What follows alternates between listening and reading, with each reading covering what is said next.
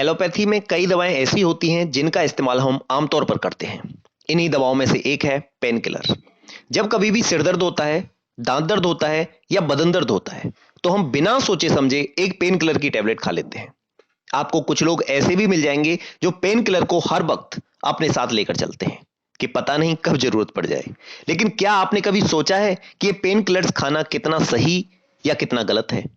ये बॉडी में पहुंचकर किस तरह असर करती हैं और साथ ही इसका रिजल्ट क्या हो सकता है? तो चलिए आज पेन किलर से जुड़े तमाम पहलुओं से रूबरू होते हैं और सभी सवालों के जवाब जानते हैं। नमस्कार, मैं हूं आपका दोस्त विनोद और आज के इस वीडियो में मैं आपको दूंगा पेन किलर के बारे में पूरी जानकारी। तो बने रहिए मेरे साथ इस वीडियो में बस कुछ 1 मिनट।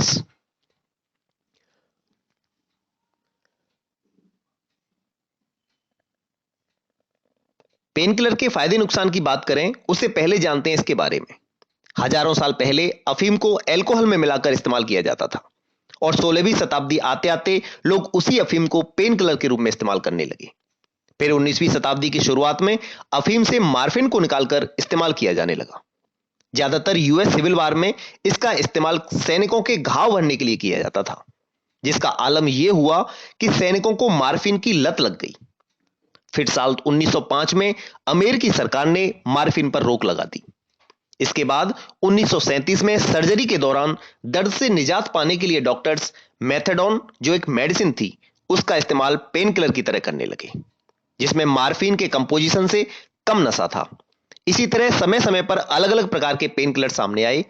एक ऑफिशियल स्टडी में यह भी बताया गया है कि भारत में 4 मिलियन लोग ऐसे हैं जो पेन किलर का इस्तेमाल करते हैं और 1 मिलियन लोग इस पर डिपेंड हो चुके हैं। तो अब इन तमाम बातों के बाद हमें यह समझना जरूरी है कि पेन किलर हमारी बॉडी के लिए कितना सही या गलत है। तो देखिए, पेन किलर लेने से 2 तरह के साइड इफेक्ट हो सकते हैं। एक तो जनरल साइड इफेक्ट और दूसरा ऑर्गन स्पेसिफिक साइड इफेक्ट। मतलब जनरल साइड इफेक्ट में जैसे कि उल्टी जैसे होना, गले में या पेट में जलन होना, कभी कभी चक्कर जैसे होना, कमजोरी लगना, ये होते हैं। और स्पेसिफिक साइड इफेक्ट में जब हम ज्यादा अरसे तक पेन किलर लेंगे तो किडनी भी डैमेज हो सकती है और कभी कभी हमें स्किन प्रॉब्लम भी हो जाती है, जैसे कि इचिंग होना। और कभी कभी कुछ पेन किलर का असर दूसरे ऑर्गन पर भी हो जाता है, जैसे बोन्स का कमजोर होना और ब्रेन पर असर होना। हमारी बॉडी में पेन सेंसेशन के लिए जो सब्सटेंस लगते हैं उनको हम बोलते हैं प्रोस्टाग्लैंडिंस। पेन किलर इन्हीं प्रोस्टाग्लैंडिंस के प्रोडक्शन को ब्लॉक कर देते हैं। Actually pain killers work by blocking effect of chemical called cyclooxygenase, जिसकी वजह से नर्व एंडिंग, जहां पर हमें पेन का सेंसेशन होता है, वह कम हो जाता है। पेन किलर को लेकर अक्सर हमें जो बातें सुनने को मिलती हैं वो है इसके एडिक्शन को लेकर।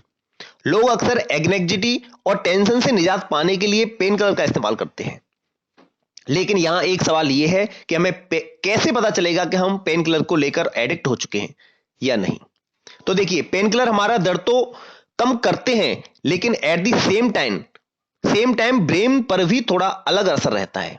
जैसे कि जो पेन किलर लेता है उसे बिफोर सेंस थोड़ा अच्छा लगने लगता है और वो इस फीलिंग के आदी हो जाते हैं। तो first and foremost sign painkiller addiction का यह है कि आदमी पेन किलर के बारे में सोचता है कि मैं पेन किलर कब लूं, मेरे पास पेन किलर की एडिक्वेट सप्लाई है या नहीं। और वो कहीं भी जाएगा तो पेन किलर स्टोर करने के बारे में सोचेगा। अगर पेन किलर नहीं मिला तो उसका वर्क परफॉर्मेंस पर भी असर हो जाता है। वैसे 2 तरह के पेन किलर्स होते हैं, एक नैरकोटिक पेन किलर और दूसरे नॉन नैरकोटिक पेन किलर। नैरकोटिक मतलब जो डायरेक्ट ब्रेन पर असर करते हैं, जिनमें अफीम की मात्रा मिलती है। इसका आदमी को एडिक्ट होने के चांसेस ज्यादा होते हैं। ऐसे पेन किलर्स को जहां तक हो सके नहीं लेना चाहिए।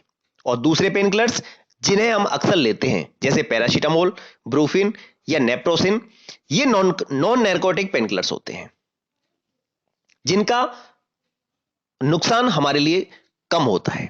आशा है कि आज की वीडियो से मिली पेन किलर के बारे में जानकारी आपके काम आएगी और आप शायद अब थोड़े थोड़े दर्द पर पेन किलर लेने के बारे में नहीं सोचेंगे।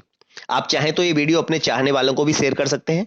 अगर आपको पेन किलर के बारे में कुछ पूछना है तो नीचे कमेंट करके पूछ सकते हैं, मैं आपके कमेंट्स का जवाब जरूर दूंगा।